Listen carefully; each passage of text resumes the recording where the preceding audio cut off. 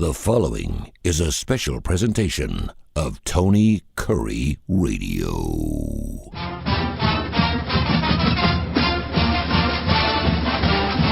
Welcome back to another edition of the UAB Director's Chair. We call it that because it's a show about UAB sports. And, of course, the director joins us every single week, the athletic director, Mark Ingram. Mark, what's going on, brother? How are you? Man, life is good. Life is good, my friend. How are you? I'm doing fantastic. This week we'll be talking about UAB sports, some college sports in general. We got some questions about the college playoff. This will be the last year before we go to the 12-team playoff. I know a lot of people are excited about that, but what did we learn from the current system we have? We'll also talk about some Bartow Arena expansion. But first, I do want to ask you, and the Tina Turner news that came down, and we're recording the show here on a Thursday, the 25th of May, but the Tina Turner news that came down, how did that strike you? Did she have an impact on your life? Were you a Tina Turner fan? Tell me how you felt. Yeah, I love Tina Turner. And, she sort of, she remade herself, as a solo artist. She had been quiet for quite some time after, Ike and Tina and in her early days. And then, she kind of reemerged as a person, as a young man. I didn't know all that. I didn't know the Ike and Tina story. She just popped up and, private dancer and that kind of time frame. And I was like, who is this lady? And she had so much energy. And she not only did she sound different than anybody else I felt like I had heard sing, but she really looked different. She was really like super fit. She looked like an athlete running around the stage, and she was really active and she had that huge hair, and it was like, who is this beautiful lady running around? And what a great voice. And it was just real raspy. And I thought she was awesome. I thought Tina Turner was awesome. And then, she played in some movies. I will frequently use the term, she was in Mad Max Beyond Thunderdome, and she wrote the theme song for that movie. And there's a line in that movie where she's talking about Thunderdome. It's this giant cage where two people go in and fight to the death. And she says, 2 men enter, 1 man leave. She says, the rules to Thunderdome, there are no rules. and so I will sometimes talk about Thunderdome, She was so perfect. Like she was so great in that movie too. No, you're right. And it's weird because, I was talking to Dr. Josh Claypo. We did a show earlier today and we were talking about her resurgence in her career. And there really wasn't a resurgence. I mean, they were nominated for Grammys as Ike and Tina. And then I told this story, which was a great story, that she was on the same label with David Bowie back in 1983, and she got dropped by her label. David had just signed a brand new deal with Capitol Records, and they were going to take David out for dinner to celebrate that signing. And he said, I'm sorry, I have plans tonight. I'm going to see Tina Turner down the street. You're welcome to join me if you want. Well, the Capitol bigwigs, the suits, went down to hang out with David Bowie at this swarmy little bar where Tina Turner was singing, and they were so blown away by her, she got a record deal at the end of the night, and that is what took her off into her solo career, which you just don't never know, who's watching and when it's being watched, and it's a God plan thing. But yeah, and the fact that she, just a month ago, she admitted she had this huge crush on Mick Jagger. People call her the queen of rock and roll. We were trying to discuss, was she really the queen of rock and roll? I said, well, if she wasn't, I don't know who you'd pick. Pat Benatar, awesome. Blondie, But you said it. And I'm kind of surprised you did. She had this look and this command of the stage that was, her 3-inch heels, her legs up to her neck. She just was beautiful. At the age of 83, she was just gorgeous. And man, could sing. There was one thing that was higher than her legs, and that was her voice. She could just roar with the best of them. She really could. And she's going to be sorely missed. And it's unfortunate that a lot of people.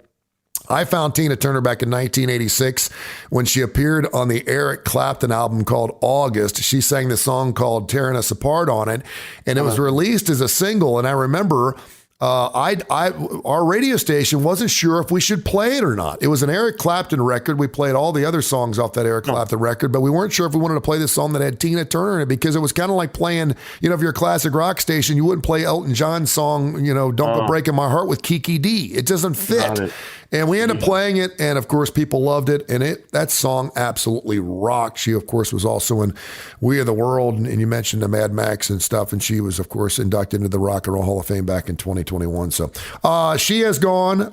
This particular show, we're going to be talking about 4 dead rock and rollers you'd like to dig up to hear sing one last time. And I will go as far as to say, if you dig them up and they sing, they're going to sing at their peak performance level. Does that make sense?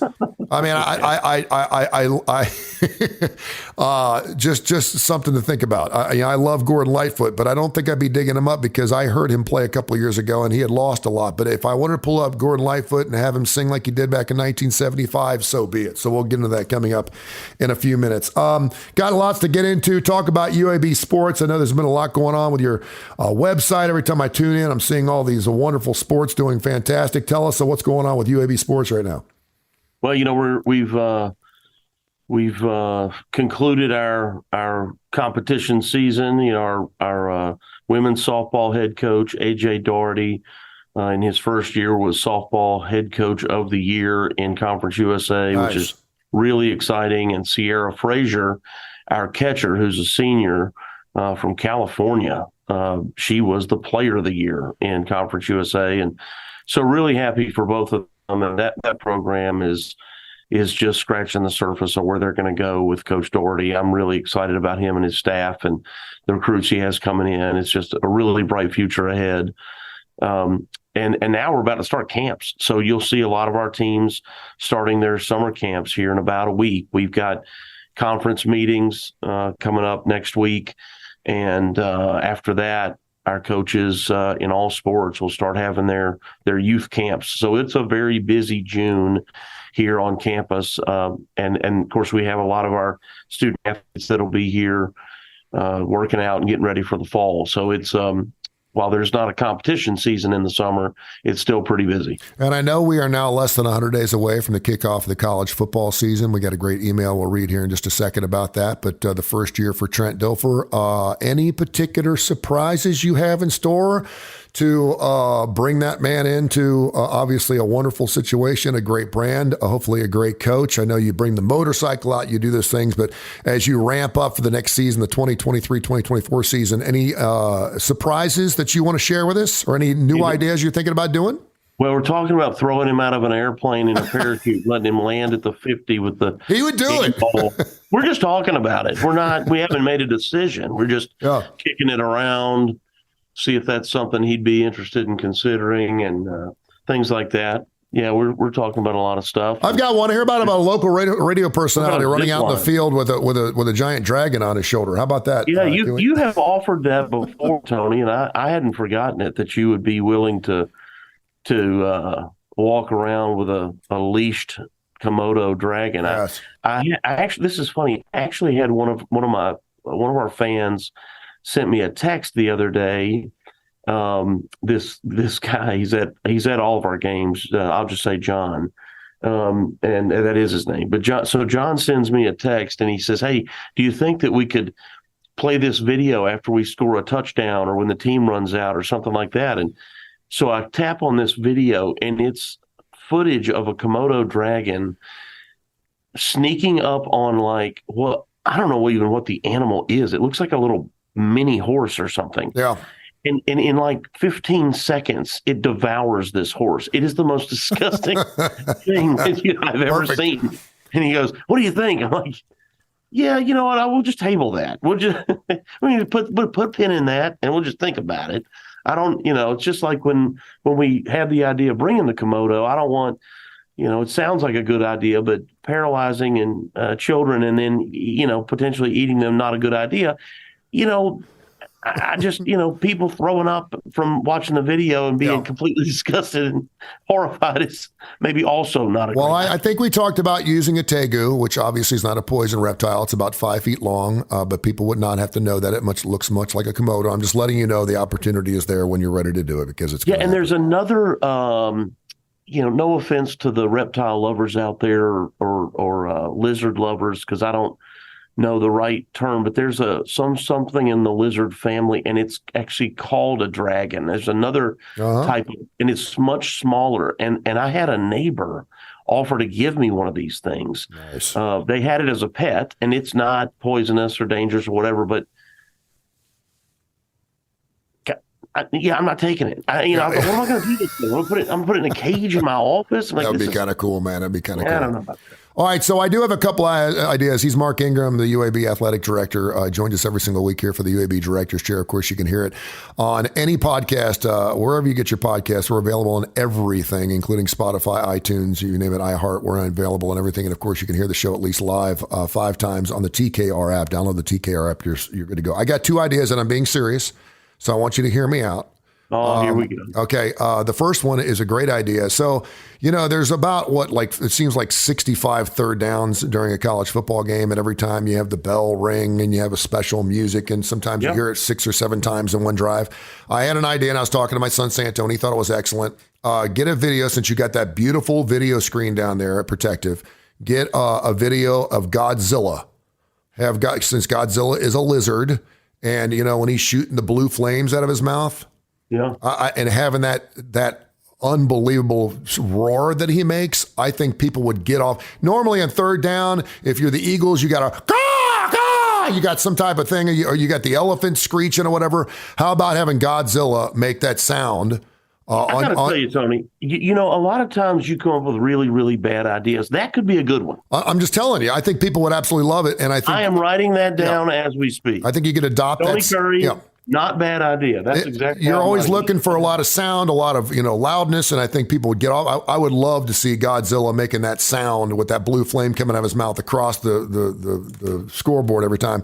And the last thing, and this is a bucket list for me, and I'm being serious here, and I think I brought it up to you before, but I want to sing the national anthem at one of your home games this year. Would you please allow me? And I will go. I will even record it for you first, so you can hear it first. Record it. Okay, I'll record it. You'll have to record it so that we can consider it a legitimate audition, and then we allow our band to do it at football, but we frequently have individual vocalists do it at basketball. Okay, I want to do it at a football game, and I want to. So it's football or bust for you, Tony? Is that what we're saying? Yeah, because I want to be part of the Trent Dilfer movement, and I think that you're going to have monster crowds. I will only play at the Super Bowl. I wouldn't play at a playoff game, but I would consider doing it at the Super Bowl. Well, you know what? To be honest with you, I think I'd be less freaked out at a football game just because it's bigger. As opposed because it's so intimate down there at Bartow Arena. I think it'd freak me out. Well, and if I have to lip sync it, I think I could pull it off at Protective as opposed to doing down at Bartow. But I do want to sing. I'm working with, and I'm telling you, I'm working with a woman named Kathy Martin, who is and Teresa, who are the directors of our choir at Our Lady of the Valley.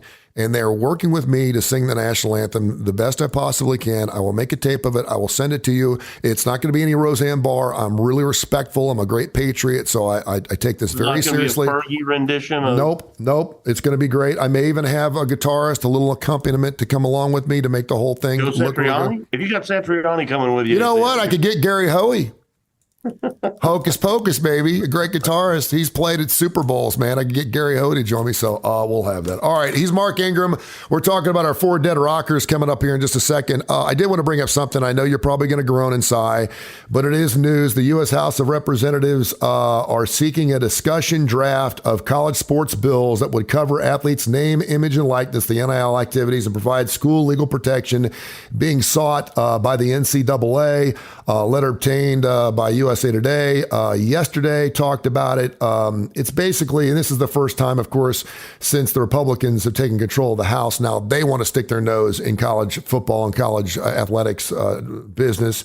But it's going to include safeguards from retaliation by an institution of higher education for student athletes who have signed an NIL deal, the creation of new regulatory bodies tasked with establishing and enforcing rules, blah, blah, blah, blah, blah. And I wanted to bring this up because I know it's probably going to be all over ESPN as we get ready for college football season, less than 100 days away. You got any thoughts on that when the government starts getting involved? And I know the NCAA has had a bunch of antitrust law issues over the last couple of years.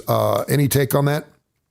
Yeah, you've got two different types of lawmakers, politicians here that are involved. One type, which is what started all this, who recognized the popularity of college sports and saw that if they put their own name out there in the discussion of how they were going to, air quote, fix college sports, that it just popularized their own name for their future career.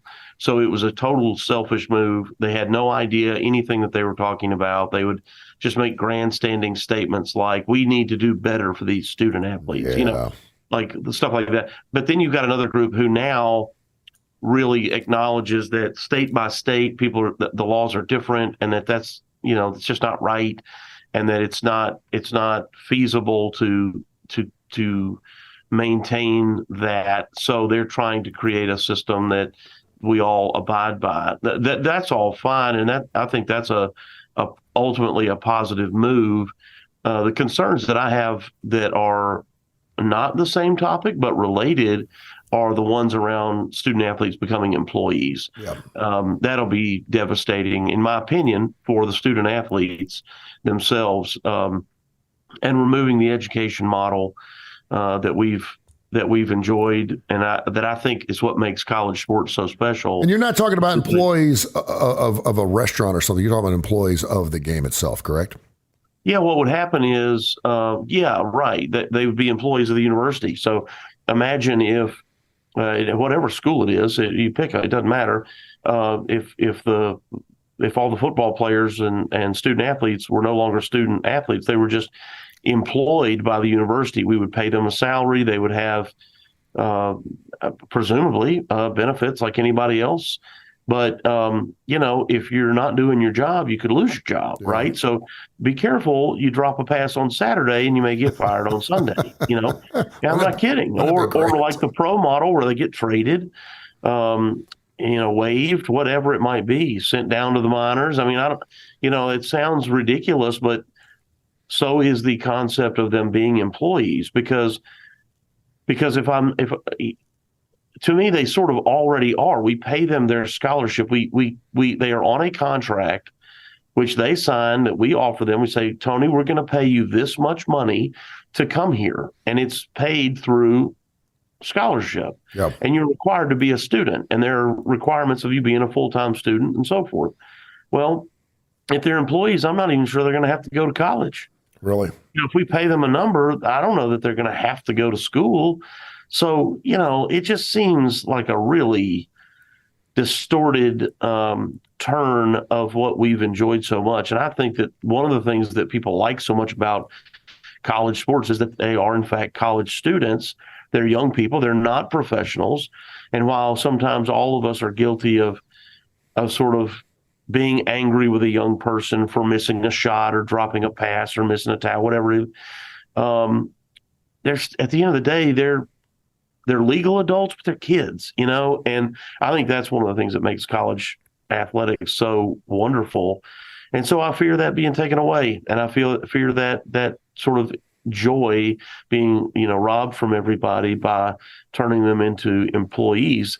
And then there's the conversation around this revenue sharing. Well, we already revenue share. Yeah. We take the revenues that we have and we distribute those amongst all of our student athletes and all of our sports to pay for all the things we pay for, all their travel, their uniforms, their food, their meals, their coaches, their strength coaches, their trainers, all that stuff. That's how it's paid for. They don't pay for any of that stuff. We pay for that. And we do it through distributions that we get from the NCAA basketball tournament. People almost act like they don't understand that. The basketball tournament does make a lot of money, and the NCAA distributes that money back out to all the schools.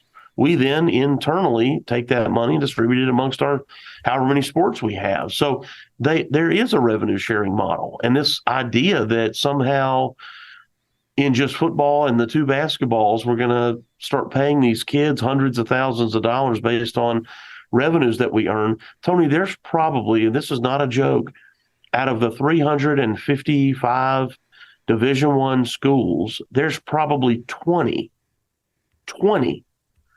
that operate without any assistance, financial assistance from their university, and also break even or make a profit. Yeah, it's not many. 20. It's not many. So where do you think that money goes? What money are these folks talking about that they think that we're, again, it's this nonsensical idea that I'm in my office right now with a pile of cash, smoking cigars, like I don't know what to do with it.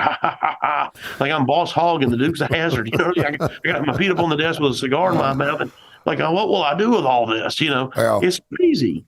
It's crazy. He is the UAB athletic director, Mark Ingram. You can find him at UAB_AD on Twitter. And of course, go to UABsports.com for everything that is UAB athletics. He joins us here for the UAB director's chair 5 days a week here on the TKR app. And of course, wherever you get your favorite podcast.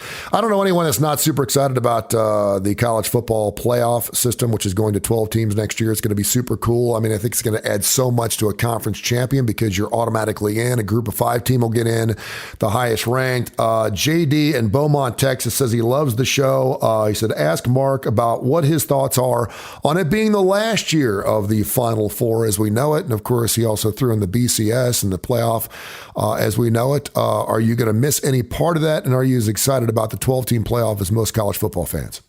Don't you bet there's a song about Beaumont, Texas? I think there is. I think there is, yeah. It's a great town. Gotta be. Yeah. If there isn't, maybe we'll write one. I think the playoff has been successful.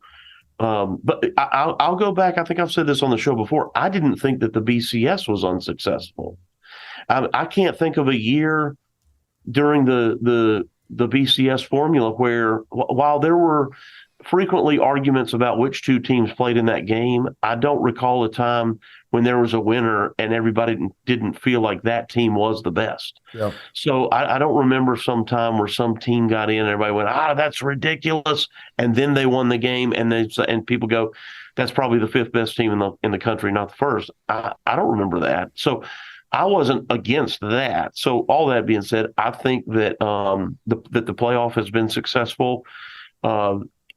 Danny White, who at the time was the athletic director at Central Florida, now at Tennessee, he used to say, probably says it less now that he's at Tennessee than he did at Central Florida, because he was hoping for this expansion, and now because he's in the SEC, he doesn't have to worry about it as much. But he used to call it an invitational. Yeah. He was like, it's not a playoff. There's only 4 schools. It's an invitational. And that's a really well stated point, is if you only have 4, that's really not much of a playoff. And it's a little bit like the NCAA basketball tournament. When you say 68 teams, you go, 68. Well, 68 out of 355. That's not quite as good of a playoff as that could be either. So the expansion to 12, I think, is really positive. I don't know if it'll ever go beyond 12. Not sure. Time will tell if that's necessary or if people think that's a good idea. You do get into the idea of how many games do you play and how early do you start, and are there enough weeks? Most of the kids are the student athletes, the players. Most of them at the end of the fall semester are coming back for the spring, but all those seniors that are finished that would also like to get ready for the draft, you have to be respectful of that too.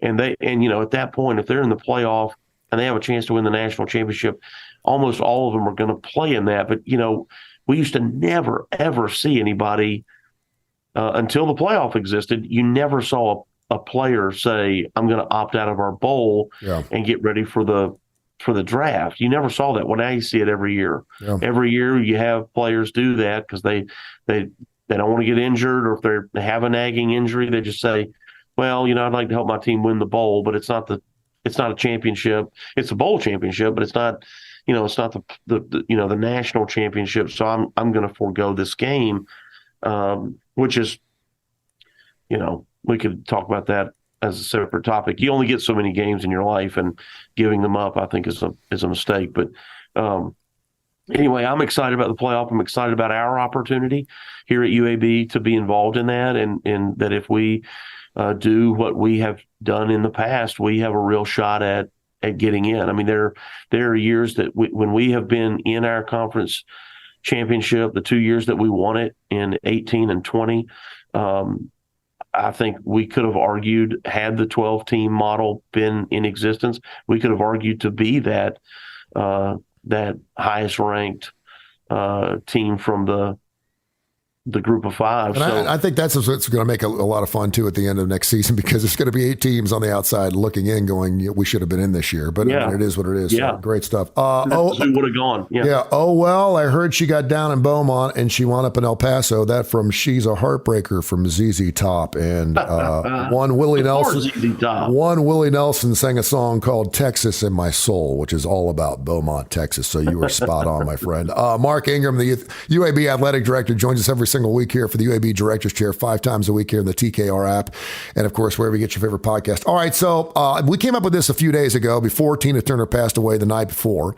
It's not a topical thing, but I said, if you could dig up 4 rock and rollers and they would sing for you, you could see them play one last time.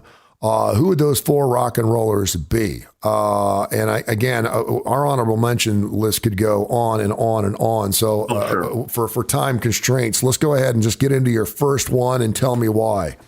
You don't want me to go through my list of 30 honorable mentions? No, because I think we got the same. I mean, Freddie Mercury, Elvis. I mean, I got Janis Joplin, John Lennon, Jim Morrison, Steve Ray Vaughan. I mean, we could go on and on and on. If you've got, we really could. It's your show. I mean, if you want to go honorable mentions, that's fine. But I think it's going to take a little while to get through our 4. So you do what you want. No, I'll just hit 2 honorable mentions. You mentioned one, Freddie Mercury, whose voice is so powerful. It was so powerful. I would love to have seen that live. And Jimi Hendrix, who was such an incredible performer and just a showman, and what a unique style that he had, and just a different flair for what he did, particularly in that time period when he was alive and at his peak, as you said. I would have loved to have seen both of those guys live. So I'll just mention those 2 honorable mentions before we get into the list. All right, give me your first one, man. Okay, first one, who I talk about this band all the time, and ironically, I never saw them live. I would love to have seen either Van Halen with David Lee Roth or Sammy Hagar. I never saw him. I've seen Sammy Hagar by himself as a solo artist, but I never saw Eddie Van Halen play live. I would have loved to have seen that. Oh, that's a good one. I didn't even think about that, and that's so recent. What's wrong with me? Because I never saw Van Halen. I saw David Lee Roth solo several times. I actually brought him on stage at 5 Points Musical and stuff, but I never saw them live. That's a great one. I'm going to go with Bon Scott. I was only 14 years of age when he passed away in 1980. The band is just, you lose your lead singer, and they were on the cusp of something incredibly great. And then all of a sudden, this other guy comes in who doesn't sound anything like the previous guy, and they have the second biggest selling album of all time behind Thriller in Back in Black. And I think that says a lot about the band. Obviously, a lot more financially successful period with Brian Johnson than they were with Bon Scott. But I would give anything. I mean, I hear him growling. Powerage is one of my favorite AC/DC albums. I would love if I could get Bon Scott the way he was back in 1980, singing one last show with AC/DC. I think that would be a bucket list for me. That would be great. Sure. Who else would you dig up? Well, and I've seen this person twice, and I told a story about him, but I'd love to see Prince again. Yeah. I mean, Prince was just an incredible showman, guitarist, piano player, dancer, great singer, and just had this mysterious, cool vibe about him that he just captivated everybody. Everybody in the crowd was just mesmerized watching him. You go and see these bands. You mentioned AC/DC, but you wouldn't just be watching Bon Scott, right? Mm-hmm, yeah. You'd be watching the 11 mile. He runs Angus, yeah. Right, Angus Young, the 11-mile mini marathon that Angus Young performs all. Same with Van Halen. I'd be watching David Lee Roth, but I'd be watching Eddie and Alex. You go watch a Prince show, and your eyes are locked on that guy. Yep. And I'd love to have seen him again. Oh, that's fantastic. When I worked in Louisville, Kentucky, I worked at a radio station called WQMF, 96 QMF. And we had an afternoon guy named Future Bob there that worked, and he had been there for years and years and years. And of course, I tried to emulate him, and I was super young. He was a little older than I was, and he played drums, and he was just a cool guy, smoked cigarettes. He was just a typical radio guy. But he had this huge, I don't know why, and I thought it was so cool that a guy at a classic rock station had such a love affair with Frank Sinatra. He saw him at Freedom Hall while I was there in 1986. I had the opportunity to go and didn't go because I didn't give two rips about Frank Sinatra. I knew my dad loved Frank Sinatra. I knew how important Frank Sinatra was, but I never saw him. And he said it was one of the most incredible shows. And of course, it was on the outside of Frank's career as he kind of fell off. But it was one of the last times he did a tour, and he passed away in 1998. But as I've gotten a little older and wiser, and I've listened to just a crap ton of his Christmas music and stuff, I would give anything to hear Frank Sinatra, Old Blue Eyes, do one last concert, just because I kind of feel like I need to see him. He's so iconic in our musical world that we live in that I just think Frank Sinatra would be awesome. That's a great choice. I've seen Michael Bublé, and I've also seen Tony Bennett. Yeah, and those are I don't want to say they're not quite at Sinatra's level, though. Tony Bennett's in that similar. He's more similar, but like I was talking about Prince, it's like all eyes are on that person, and they really great. That's a great choice.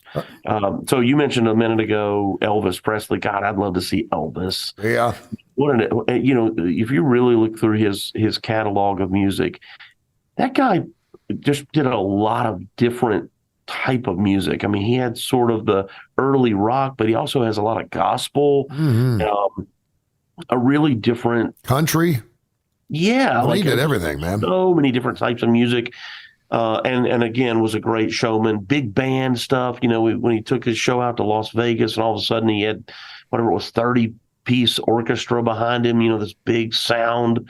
I think that would just be so much fun to be able to see an Elvis show when Elvis was in his prime. That'd be so much fun. I was too young during Elvis's prime, but it's amazing when someone dies just how much bigger they get. Marilyn Monroe was certainly that.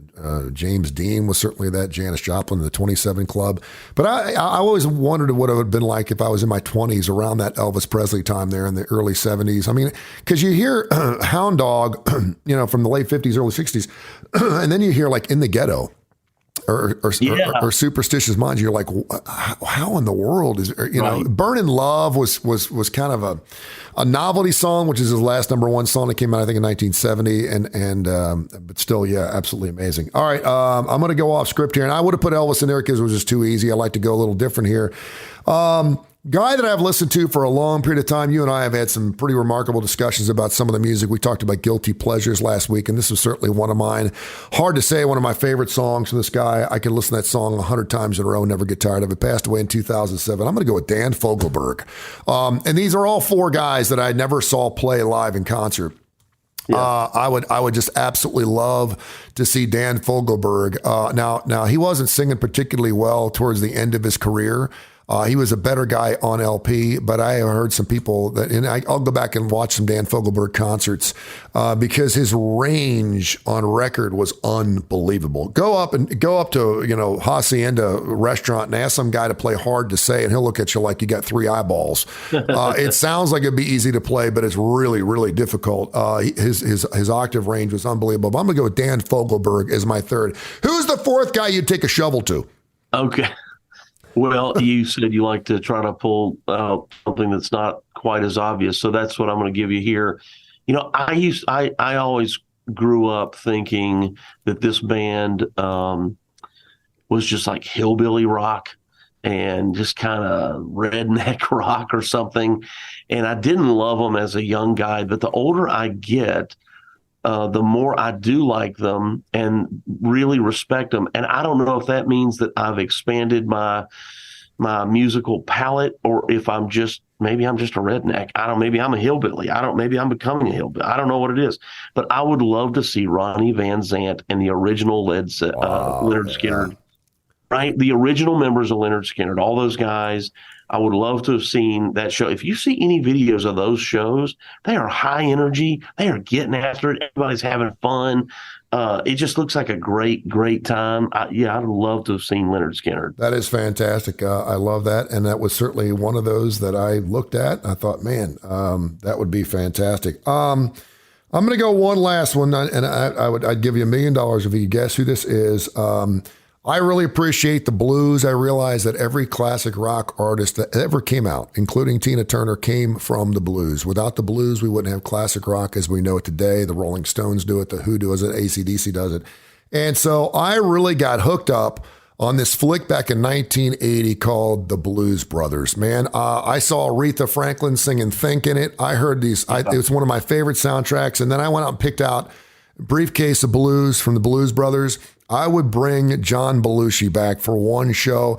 That scene, that last scene where they're playing Sweet Home Chicago and they're going through the floor with the cash to get to the orphanage, I just thought was great. I watched that movie with my son, and there are so many different overtures from Nazism to all kinds of different things in that movie. The end of it where the car's flying through the air, you're like, what in the hell is going on in this movie? It is just a cult. It's not even a cult classic. It's a classic.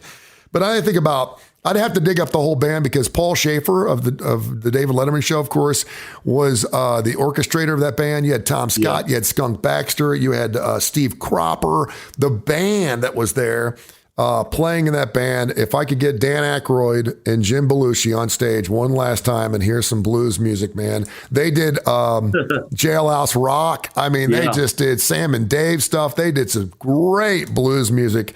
In Sweet Home Chicago, I sang that song at my wedding. I absolutely love that tune. Did you really? Yeah, and I love their rendition of it. It's just fantastic. It goes like 8 minutes long. It's fantastic. So I'd have to dig me up some John Belushi, and maybe while he's up for a couple of days, I can get him to do another movie or something. You just want to hang out with that guy. You know what? I even Tony Curry in my heydays could not have hung out with John Belushi. No, I could not have mastered that. Everyone used to say, "Stay away from Tony Curry. You do not want to hang with that guy. You cannot hang with that guy." People probably would have been telling me the same thing about John Belushi. So, but great stories. Hey, Mark, great stuff, man. UABsports.com. He is the athletic director of your UAB Blazers. Check us out and listen to our podcast. We've done a ton of shows, so go back and listen to all of our great shows. They're all really good and topical. We talk about college sports in general as well as about the UAB sports and some classic rock over the last 7 to 8 episodes. I really enjoyed doing this part of the show as well. Mark, thank you so much. Have yourself a great week, brother. Yeah, man, you do the same. This has been a special presentation of Tony Curry Radio.